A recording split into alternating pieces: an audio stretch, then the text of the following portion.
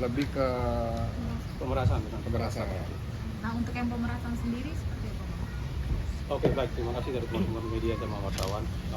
Ini tergantung relate dengan kasusnya Indrawan ya. Bang, dari pengarangnya Bang. Iya, oke. Bisa di sana aja Bang. Iya. Karena ini menyambung dengan kasusnya Indrawan dengan Panji Gilang ya. Saudara terlapor ini yang sudah tersangka TSK ini kita laporin dengan pasal 368 KUHP ya, sama 335 KUHP yang lama. Sudah diubah dengan pasal 482 dan 448 KUHP yang baru, yang Undang-Undang Nomor 1 tahun 2023. Nah, adapun yang kami laporkan di sini adalah mengenai dugaan tindak pidana pemerasan dan atau masa orang lain supaya melakukan atau tidak melakukan atau membiarkan sesuatu dengan memakai kekerasan atau ancaman kekerasan. Jadi saat ini terlapor, kami sudah mendapat laporan dari pihak Polres Jakarta Timur. Saat ini sudah di TSK. Memang kasus laporan ini pemerasan ini memang sudah tersangka ya Bang ya, kasus laporannya. Kalau berdasarkan SP2HP yang kami pegang saat ini sudah TSK tersangka. Berarti Ical Muhammadnya juga sudah pernah diperiksa ya, Bang, dalam kasus pemerasan ini? Betul, sudah diupdate. Pas sudah jadi tersangka, apa sudah ada pemeriksaan lagi? Bagaimana maksudnya? Kan udah dinaikkan statusnya menjadi tersangka. Ya. Apa Ical Muhammadnya sudah diperiksa lagi untuk Oke. dengan status barunya? Kalau itu mungkin nanti kita bisa tanya ke tim penyidik ya, apakah mereka sudah dipanggil lagi. Kalau status sudah tersangka tidak diperiksa lagi ya. Dia sudah naik ke status tersangka kan? Ada pemeriksaan? Iya, nanti periksa nanti setelah mau ada penangkapan itu kan? Penangkapan nanti. Sebelum. Hah? Tapi itu nanti dokumen dari rekan-rekan penyidik. Ini tanggal berapa Bang kalau boleh tahu? Ditetapkan sebagai tersangka. Tanggal berapa Bang? Ini kita terima tanggal 7 Agustus ya. 7 Agustus 2026 bahwa penyidik telah melakukan gelar perkara penetapan tersangka saudara Muhammad Rizal. 7 Agustus. Di Polres Jakarta Timur.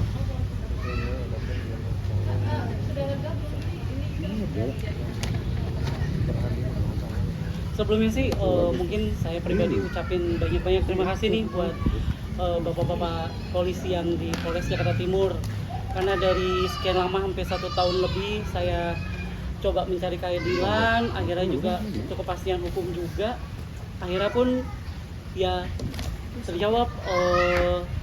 Memang harusnya ya bisalah bertanggung jawab apa yang dia perbuat gitu sih Kak. Saya terima kasih banget. Jadi ini LP-nya satu apa dua? Dua. LP2. Ada LP2. Korban yang sama. Dengan korban berbeda. Berbeda. Case-nya yang Iya. case yang berbeda. Kan pemerasan. Oke Bang, namanya siapa Bang? Bisa ceritain kronologis pemerasannya seperti apa? Perkenalkan, nama saya Panji. Sebenarnya saya tidak mengenal Ical Muhammad.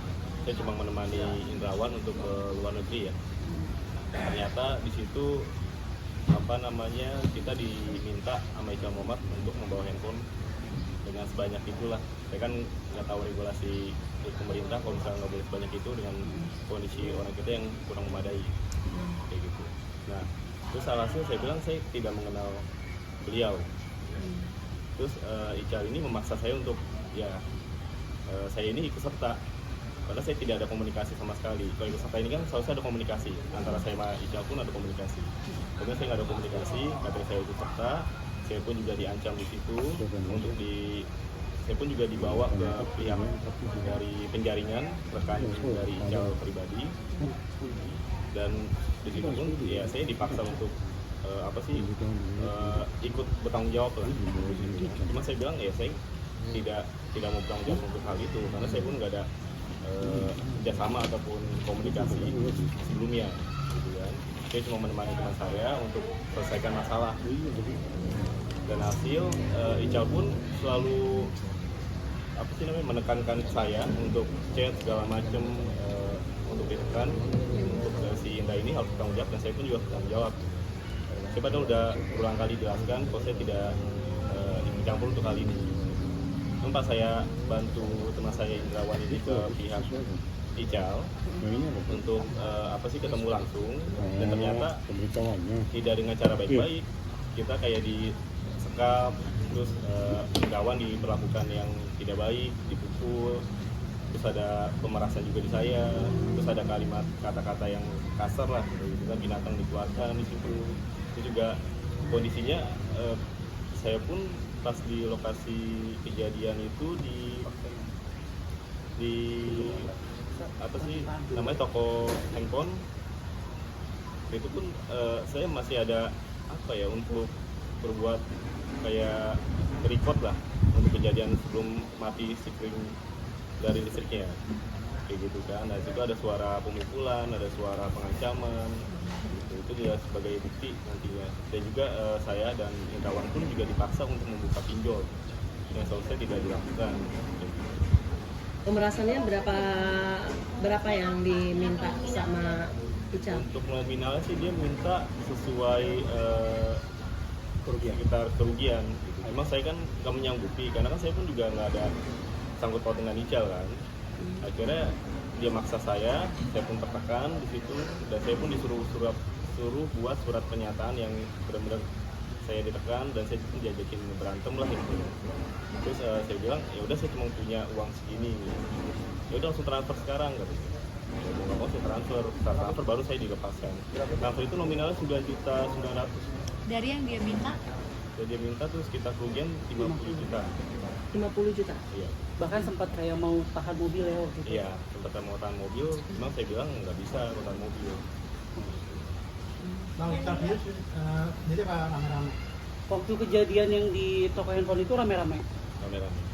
Bahkan karyawan pun sama sahabatnya yang mungkin sekarang bukan jadi temennya Ical lagi kali ya, itu juga ngebantu. Tapi memang yang melakukan pemukulan hanya Ical. Bang, ini Mas kan sendiri dipukul nggak, Mas siapa? Panji. Ya, dipukul juga nggak sih? Tidak dipukul. Cuma diperas ya? Pengancaman, iya. Pengancaman. Pengancaman. ini kan 2 laporan buat langsung tersangka dulu. Iya, dua laporan apa gimana, Bang? Kami melaporkan itu di awalnya kalau nggak salah tanggal 7 atau 10 April ya, kurang lebih ya. Itu bersamaan. Kalau memang karakteristik kami di sini dalam membela klien kami, jarang kami terbitkan satu laporan. Kami pasti akan cari peluang-peluang lain di mana untuk tentunya menguatkan klien kami, gitu kan. Dan di sini kita waktu itu buka LP sekaligus ya Bang ya, barengan gitu kan, dengan tentunya pasal yang berbeda gitu kan. Berharap sih ada itikat baik saat itu, namun sepertinya tidak sesuai dengan apa yang diinginkan sampai bergulir lah masalah ini ya Bang ya. Dan di sini sedikit kami bacakan terkait SP2HP yang kami terima. Berkaitan dengan hal tersebut, update informasi terakhir atas perkembangan hasil penyidikan, penyidik unit krim Satreskrim Resort Jakarta Timur sudah melakukan gelar perkara dan menetapkan saudara Muhammad Rizal alias Ical Muhammad menjadi tersangka. Selanjutnya penyidik akan memanggil saudara Muhammad Rizal alias Ical Muhammad selaku tersangka. Ini tertanggal 10 Agustus. Tadi 7, yang ini 10 ya. Nah, ini sama. Oh, ini duluan. Sama. Suratnya aja yang Oh. beda surat. Bang, ini juga belum diperiksa Icalnya setelah jadi Awalnya tersangka. update sudah. Sudah jadi tersangka, sudah diperiksa. Sudah diperiksa. Belum ditahan cuma. Belum, kalau itu kan domainnya penyidik Iya. ya kan. Bang, berarti penegasan lagi Bang, berarti ini Ical itu tersangkanya hanya di laporan Dua dong. Dua-duanya berarti ya? Dua laporan tersangka. Di 2 laporan sudah tersangka. Sudah tersangka. Bang, ada upaya catch up atau menghubungi abang nggak sih Ical? Kayaknya sih Sejauh so ini? far nggak ngubungin ya. Sama Apa sekali. katanya? Gimana Kalau Bang Bang Indra juga sama sekali nggak ada. Info terakhir sih katanya ngomongnya ini Bang, info ke aku sih katanya ini apa namanya, Pipiring aman katanya gitu. Tapi sempat menghubungin penyidik, tersangka ini mau bawa orang tuanya untuk ngadep saya untuk minta maaf gitu. Tapi kami sampaikan di sini bahwa klien kami menutup ruang Nyaman. damai. Artinya proses hukum harus Tetap berjalan. tegak lurus jalan sebagaimana mestinya. Karena kesempatan itu sudah jauh-jauh hari kami buka, namun sepertinya mungkin ya menyepelekan proses hukum gitu kan. Artinya nggak coba membuka ruang itu ya gitu kan. Nah, beberapa kali juga cuma janji waktu itu buat mediasi Buka ya. ruang, tapi hanya dari teman-temannya aja. Termasuk dari termasuk nggak dari Ical langsung. Mungkin ada salah satu lawyer juga yang memang hubungi saya untuk yang pengakuannya sih ini lawyer Ical, tapi yang saya temuin selama ini sih bukan lawyernya. Gitu. Memang berupaya untuk mediasi. Gitu. Tapi sekarang kayaknya Nggak mau ada. buka ruang mediasi atau tidak? Enggak lah bang. Enggak. Bang Panji? Dilanjutkan. Lanjutkan ya. Artinya dari 2 klien kami itu tetap lanjut on proses. Berarti ingin memberikan efek jerah aja bang ya buat Ical sendiri. Harus tuh. Harus ada efek jerah. Biar apa sih segala sesuatu tindakan kita itu kan, apalagi yang negatif pasti akan berdampak hukum di kemudian hari. Syukur-syukur itu nggak ketemu dengan kami gitu, karena kalau kami pasti akan kami kejar terus, mau sampai mana juga kami akan kejar gitu. Kan kayak Indra disubsidi. Aku juga lihat IG-nya Ical tuh subsidi tiket ke Betul. Singapura apa kemana gitu ya.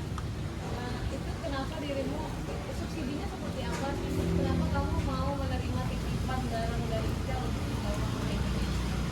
Jadi gini, namanya juga liburan yang beranggapan jadi gratis ya kak. Oh jadi digratiskan? Iya betul, tiketnya disubsidi, digratisan, bahkan kalau harga tiketnya lebih murah daripada yang disubsidikan, jadi kan full gratis dan memang kita jadi ada uang pegangan juga. Jadi ya siapa yang tergiur gitu loh kak. Seperti itu. Feedbacknya apa? Feedbacknya berarti saya harus bawain handphone. Barangnya dia? Betul. Tapi kamu tahu nggak barang itu misalnya nggak bisa masuk ke Indonesia? Secara regulasi memang kemarin saya tahu. Cuma karena memang pihak Ical juga sudah mentransfer sebagai bentuk tanggung jawab saya, jadi saya memang berangkat gitu. Transfer uang tiket. Jadi memang saya berangkat gitu. Uang tiketnya? Iya, bentuk uang. Karena untuk tiket? Jadi dia menawarkan bebas mau berangkat jam berapa, mau pesawat apa aja, asal harganya memang masuk di subsidinya dia, kita bebas gitu sih kak. Misalnya kamu diberikan